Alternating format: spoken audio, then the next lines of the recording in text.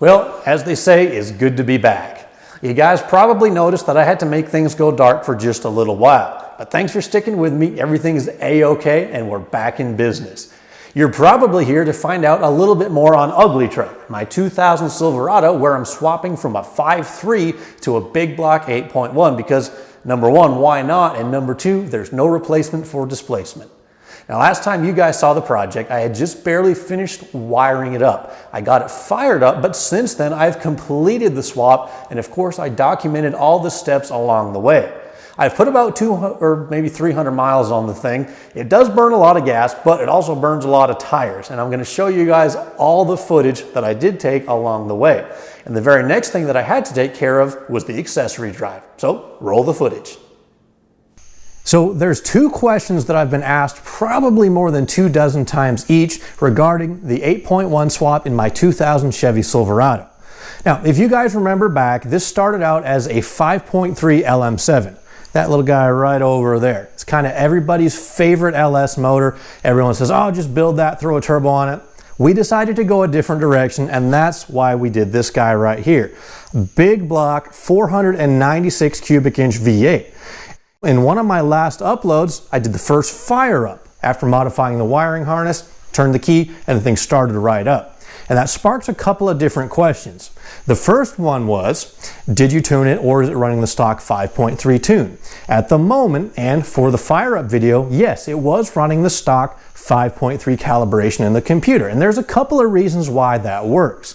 Now, this is not a long-term solution. It is going to get tuned, but the reason why it fired up and ran so well is because the VE tables are similar enough, and because the injector data, even though the injectors are bigger on the 8.1, the pulse width, or basically the final calculation that the computer makes about how long to keep the injectors open or how much fuel to deliver, is close enough that everything works. Now, I will be tuning the computer before I get this thing out on the road. So what I did is, in fact, I've already made the base file. I haven't flashed it on yet, but I took all the important information from a bone stock 8.1 Avalanche tune and I copied it over into my 5.3's computer. Now, the important information, if you guys are familiar with tuning, consists of things like the VE tables, the spark tables, injector data, and a whole bunch of other little stuff. And one by one, I copied them over from the 8.1 tune into the 5.3 tune file that I've already created, that I already segment swapped to work with a 4L80 transmission. Now, a few questions were asked, are you going to do a segment swap and just swap in the 8.1 calibration into the 5.3 computer? I could, but the reason I did not do that, well, that has to do with the second question that you guys have asked me a whole bunch. And that is, why didn't you just run the 8.1 wiring harness that came with your junkyard engine? Because I have it. It's back here in the back of the truck. But there's a couple of reasons why I didn't run that particular harness. Number one is for an Allison transmission, and I've already swapped over to a 4L80. Now, what's left of the wiring harness is in this box right here. Now, like I said, one of the other reasons why I didn't go with that harness, because when it was shipped to me, even though it did include all the important stuff like the accelerator pedal module, the tach module that goes down on the firewall, well, whenever they package this engine up on a pallet, they put that stuff on the bottom and the engine tipped over and crushed everything. So that's the long way of saying I didn't want to do a conversion to drive-by-wire. Now, the calibration for the 5.3 computer that is still in the truck is a drive-by cable throttle body. So, anyway, that's a long roundabout way of saying I didn't want to do a segment swap because I'd have to do a drive-by-wire conversion, and I didn't want to do a drive-by-wire conversion because all the stuff was smashed. Also, that's another reason why I just decided it would be simpler to use the 5.3 harness, and that's basically the whole thing that I showed you guys last time. So, now, what are we going to do today?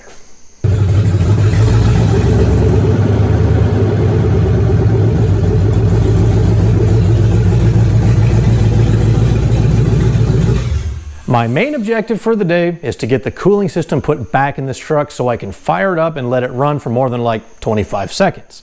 Now, there's one more question that I got asked a few times, not as much as the first two, and that is this truck going to have working air conditioning? And obviously, you know me, I hate the heat, so yes, it's going to have working air conditioning, and it's actually not that difficult at all to install because it's just a combination of factory parts. Now, when I did the video for the motor mount, the AC pump was not installed. Now, I have since installed the 5.3 compressor because the ports are a little different. On the 5.3 compressor, there are 2 ports and 2 bolts. On the 8.1 pump that is actually now mounted onto the 5.3, there are 2 ports with 1 bolt centered in the middle. Now, it's a simple conversion and the pumps interchange exactly the same, so the 5.3 pump works in the 8.1 bracket exactly how it should. So, yep, we're going to have working air conditioning. Now, there is one more thing that I do want to change out on the accessory drive, and that's the power steering pump. The 8.1 power steering has a basic GM pump in this long filler tube that kind of comes up top. And because this truck had Hydro Boost brakes, there are 2 return lines. You might not be able to see them, but there are 2 and 1 pressure line. Where my truck, having vacuum brakes, has 1 return line and 1 pressure line, and they're oriented in a little bit different direction. Now, that's not a huge deal. I could probably, in fact, I could easily convert the power steering lines for the rack and pinion steering to work with this pump. However, remember that shipping damage? That's right. This engine tipped over on the power steering pump, so the reservoir is quite a bit dented up.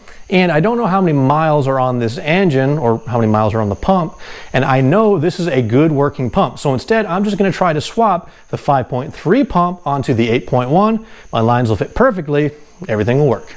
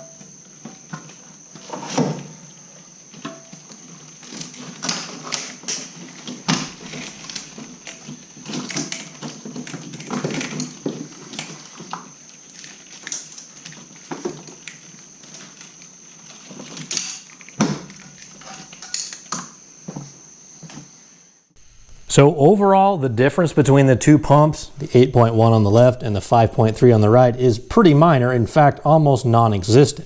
The 8.1 has a different top to the reservoir because it has this long, kind of goofy dipstick fill thing, which I don't like, where the 5.3 has a conventional twist on top, which I do like.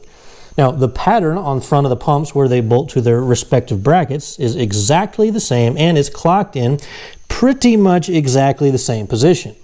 On the side, the 8.1 pump has 2 return lines, one for the steering and one for the Hydro Boost, where the 5.3 pump, because it had a vacuum brake system, has only 1 return line. Now, the pressure port on the 2 is in almost exactly the same position, right down there on the bottom. And the only major difference on the back side of the 2 pumps is the shape of the bracket, which I'm going to have to switch over from the 8.1 pump onto the 5.3 pump.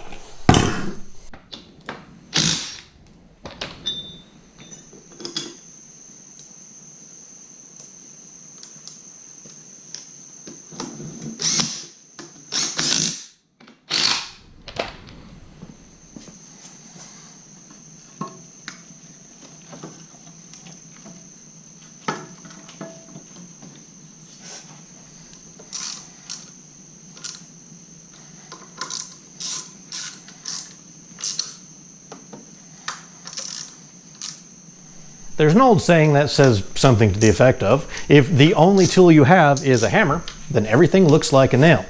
Now, there are certain times where it's appropriate to use a hammer when installing some sort of automotive part. A power steering pulley is not one of those instances. There's a very precise fit between the pulley and the shaft that it sits on, and if you grab a hammer and just start driving away, you'll probably get it on there, but you're also going to send the shaft through the back of the pump, destroy your pump, and then need to start all over again. So this is one of those instances where the appropriate tool is required. And if you don't have one, you can always just go down to your local auto parts store and rent one like I did.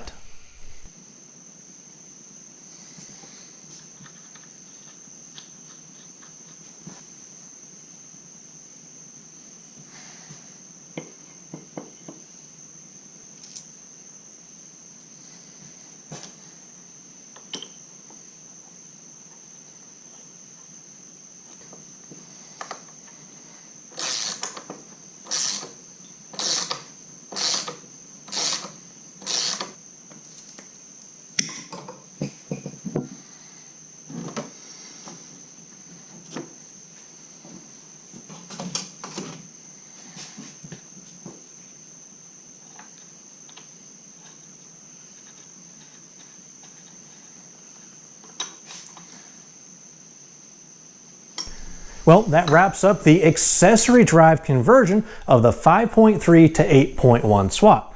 Now, honestly, most of this you probably didn't even have to do if you have all good accessories on the 8.1. The only thing you might run into is the AC hose might need to be changed around depending on what year the engine came from and what year truck you have. The power steering thing, you could easily have adapted, if your pump was good, all the hoses and fittings to work from your 5.3 to your 8.1. Now, there's a few other things I did change around. I swapped the alternator because the one that was bolted onto the 8.1 was a little bit noisy. I also swapped around a few of the idlers and tensioners, again, just because they were noisy and rusty. This engine had been sitting exposed potentially to the elements for a while, so I didn't want to take any chances. I just swapped everything over. Now, I probably should have put all new accessories on the front of this thing while I had it apart, especially things like the belt, tensioner pulleys, and so on. But this is a cost-saving measure. Right now, I just want to get the truck running, get it on the road, and then once I know everything is doing exactly what it should, then I'll go back in and do the easy stuff like new idlers and tensioners and belts, because it's super easy. It's really not going to take that much time. So right now, I'm just saving money to make sure basically everything works good. Thanks for watching, guys. I appreciate each and every one of you subscribers. I'll catch you next time.